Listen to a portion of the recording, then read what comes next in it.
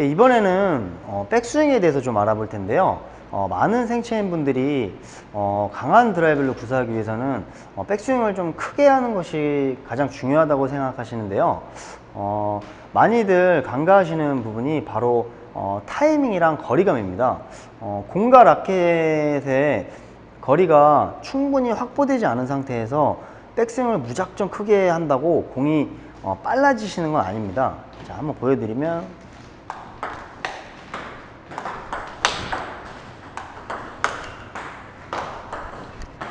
자, 이런 식으로 타이밍이 좀 덜 맞으실 거예요.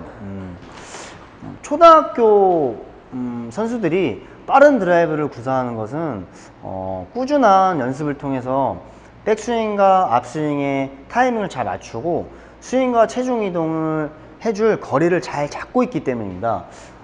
강한 드라이브를 구사하고 싶으시다면 큰 자세만 생각하지 마시고요.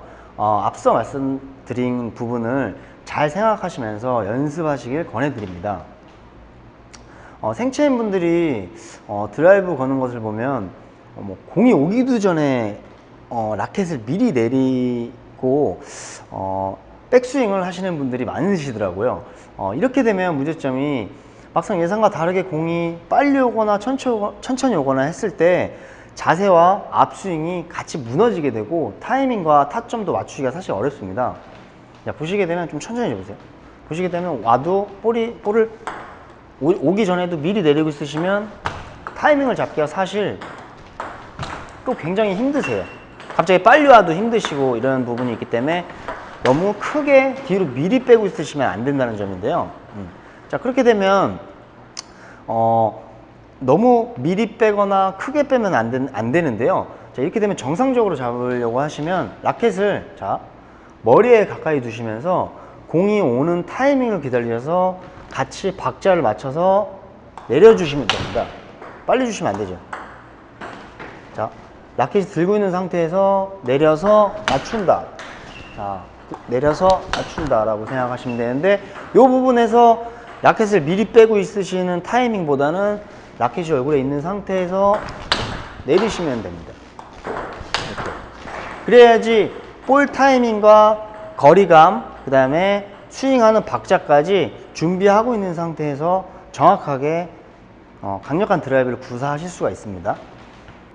자, 그러니까 기본적으로 라켓은 들고 계셔야 하는데요. 상체를 세운 상태에서 라켓을 들고 있는 것이 아니고요. 머리를 앞으로 떨어뜨린 상태에서 라켓을 얼굴 가까이 두시면 됩니다. 상대편 라켓에 공이 맞는 걸 보시고 내려주시면 되고요. 코스와 거리를 재고 몸의 위치를 조정하면서 라켓을 내려주시면 되겠습니다. 뭐 정리를 하자면 백스윙은 미리 해놓고 공이 오기를 기다리는 것이 아니라 공이 상대편 라켓에 맞는 모양을 본 이후에 라켓이 뒤로 빼면서 자연스럽게 내려주시면 됩니다. 근데 맞고 오시는 거 보고 내리고 치고 내리고 치고. 자, 타이밍이 지금 맞죠? 잘 보시면. 자, 중요한 부분이 서 있는 상태에서 예를 들어 내리게 되시면, 자, 타이밍이 좀 더 덜 잡히실 수 있거든요. 그러니까 머리는 충분히 숙여준 상태에서 타이밍 맞춰서 내렸다가 치고 내렸다가 치고. 자, 이 상태로 지금 박자가 맞는데요. 그 전에 얘기했듯이 예를 들어 이 상태가 아니고, 자, 빼고 있는 상태라면 타이밍을 맞추기가 사실 조금 어렵습니다. 그러니까 이런 건 선수들은 미리 빼준 상태에서는 미리 빼고 예측을 해서 미리 빼면 타이밍이 맞는 부분인데요. 이 생활책 분들은 백스윙을 할 때 미리 빼는 것보다는 앞에 들고 있는 상태에서 내려주시는 걸 좀 추천해 드립니다. 그리고 백스윙 시에 각은 너무 닫거나 열지 않으시는 게 좋고요. 그립이 잘 잡힌 상태라면 옆이 아닌 밑쪽으로도 가볍게 내려주시면 올바른 각이 나오게 됩니다. 예, 이번에는 앞스윙에 대해서 좀 알아볼 텐데요. 앞스윙은 기본적인 틀은 있지만 정답이 있다고 보기는 어려운 부분인데요. 공과 내 위치에 따라 많이 달라집니다. 공이 어려운 상황이라면 충분히 앞스윙을 해주기가 어렵다면 회전만 걸어주면서 앞스윙을 짧게 할 수도 있고요. 공과의 이격거리가 충분하고 내 위치가 정확히 잡혀 있다면 스윙을 길게 잡을 수도 있습니다. 예를 들어 연결 상황을 가정했을 때 앞스윙을 너무 길게 하면 다음 준비 동작이 늦어질 수밖에 없고요. 따라서 자꾸 뒤로 물러나게 되는 원인이 됩니다. 따라서 빠른 연결 동작 중에는 앞스윙을 얼굴 쪽까지만 잡아주어야 다른 동작으로 연결하거나 다시 드라이브를 구사하기가 자연스러워집니다. 기준을 좀 잡아드리면 쇼트가 몸 앞에서 자연스럽게 전환이 이루어질 만큼 앞스윙을 해주시면 되겠습니다. 앞스윙이 보시는 것 같이 제가 한번 시연 한번 해보도록 하겠습니다.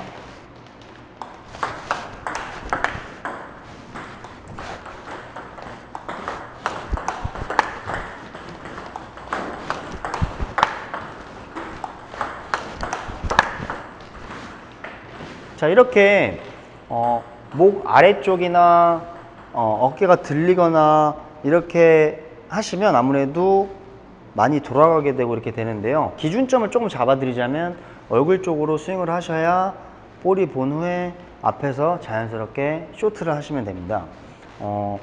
앞스윙을 하실 때 잊으시면 안 될 매우 중요한 부분이 있는데요. 앞서 설명드린 것 같이 손가락과 전완근에 힘을 주고 스윙 시작부터 끝까지 힘을 이렇게 빼주면 안 된다는 점입니다. 그래야 공의 힘이 제대로 실리게 되어 강한 회전을 걸어줄 수 있게 됩니다. 이 부분은 앞으로 영상을 돌려서 그 부분만 다시 봐주셔도 좋을 것 같습니다. 앞스윙 때 손에 힘을 빼고 어깨 위주로 스윙을 하시는 분들이 생체에서 생각보다 많으시더라고요. 시연을 해보면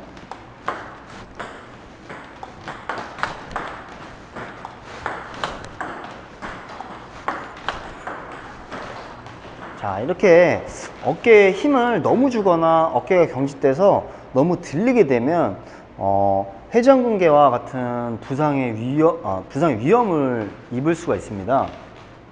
탁구는 코트가 테니스처럼 크지 않고 빠른 템포로 순간적인 랠리가 이루어지는 거기 때문에 어깨 위주의 스윙을 하시는 것은 사실 비효율적이라고 저는 생각합니다.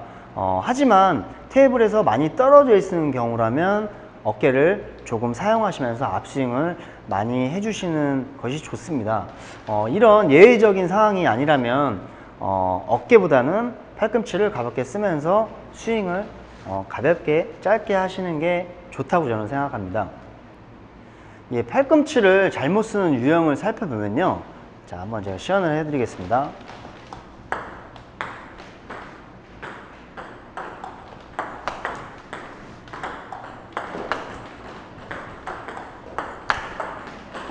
자, 이렇게 보시는 것처럼 팔꿈치를 자기 몸 쪽으로 써주시는 경우가 상당히 많습니다. 네트를 넘겨서 상대편 탁구대에 공을 보내야 하는 상황에서 팔꿈치를 자기 몸 쪽으로 써주시게 되면 공이 앞으로 뻗어 나가지 않게 됩니다. 팔꿈치는 기본적으로 상대편 탁구대 쪽으로 써주셔야 합니다. 자, 잠깐 보여드리면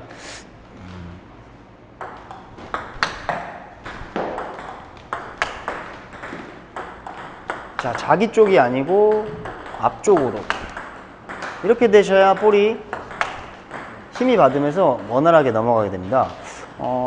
그리고 팔꿈치를 쓰는 방법에 대해서 설명을 드리면 짧고 어려운 볼에 대해서는 적극적으로 팔꿈치를 위로 접어서 루프 드라이브를 구사해야 합니다.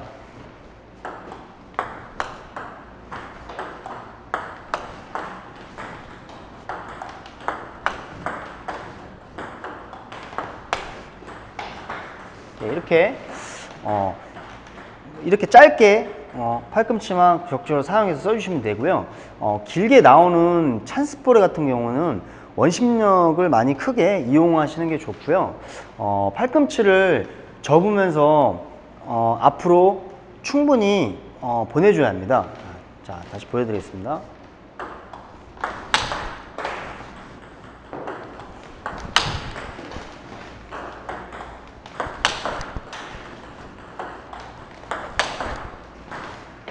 자, 이런 식으로 앞쪽으로 많이 써주시면 되고요. 공이 까다롭고 어떻게든 회전을 걸어줘야 하는 상황이면 약간 멈추는 느낌으로 팔꿈치를 쓰기도 하는데요. 좀 더 여유가 있는 상황이면 팔꿈치를 쓰면서 스윙을 앞으로 길게 해주셔야지 볼이 앞으로 쭉쭉 뻗어 나가게 됩니다. 드라이브를 걸 때 손목을 또 아래 위로 써서 공에 회전을 거는 분들이 제 생각에 상당히 많은데요. 자, 시연을 한번 보여드리겠습니다.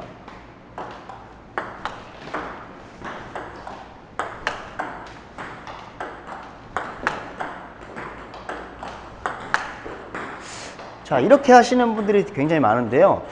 이렇게 드라이브를 거시게 되면 공을 일정하게 맞추기가 상당히 힘들고요. 팔꿈치와 전완근, 이 전완근 부분에 힘을 같이 쓰기가 상당히 어려워집니다. 손목을 사용하는 손목을 사용하는 법을 설명을 드리면, 손목은 사실 위, 아래, 밑에서 위로 쓰시는 게 아니고요. 뒤에서 앞으로, 약간 밑에서 앞쪽으로 이렇게 써주시는 거지, 아래 위가 아니고 뒤에서 앞으로 써주시면 상당히 힘있게 보시면 아래 위가 아니고요, 옆에서 앞으로, 옆에서 옆쪽에서, 자, 옆쪽에서 지금 보신 것처럼 옆쪽에서 앞으로 잡아당기는 느낌으로 써주셔야 힘이 좀 많이 나오게 되는데요. 손목은 처음부터 사용하는 습관을 들이시기보다는 어느 정도 회전량과 스윙이 감이 잡히고 안전하게 드라이버 들어갔을 때 손목은 곁들여서 사용하시는 게 굉장히 좋습니다. 선수들도 찬스볼이나 여유가 있는 상황에서는 손목을 좀 이렇게 크게 사용하기도 사실 하는데요. 손목을 쓰는 선수들도 사실 빠른 랠리 중에는 손목을 거의 사용하지를 않습니다. 반대로 포핸드 드라이브 시 손목을 아예 사용하지 않는 선수들도 사실 많이 있습니다. 예, 이번에는 타점에 대해서 좀 설명을 해드릴 텐데요. 드라이브 타점에 대해서 굉장히 많은 얘기가 오고 가는데요. 정점 이후에 들어 올리는 스윙으로 드라이브를 쳐야 한다는 얘기도 있고요. 정점 전에 빠른 타이밍에 드라이브를 걸어야 한다는 얘기도 있습니다. 먼저 정점 이후의 타점에 대해서 설명을 드리면요. 실제로 공이 어렵거나 정점에 거리를 잡지 못하는 경우에는, 자, 제가 한번 시연을 한번 해보도록 하겠습니다.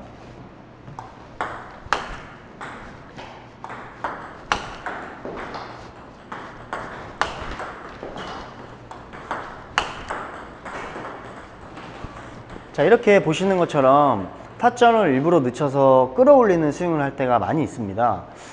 하지만 정점 이후의 볼은 상승했다가 떨어지는 볼이기 때문에 스윙을 위로 많이 해줘야 되는데요. 아무래도 회전은 많이 걸 수 있겠지만 앞으로 강하게 뻗어나가는 위력적인 스윙을 하기가 힘들어집니다.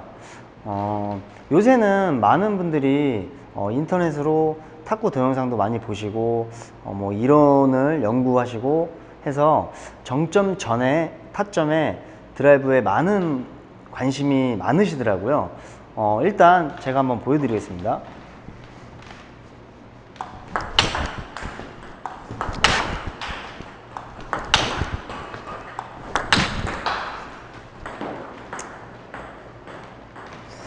예, 아무래도 지금 정상급 선수들은 빠른 드라이브의 타점을 잡는 경우가 많이 있습니다. 그렇게 되면 박자면에서도 상대편에게 압박을 사실 줄 수가 있고요. 랠리의 주도권을 가져오기가 쉬워집니다.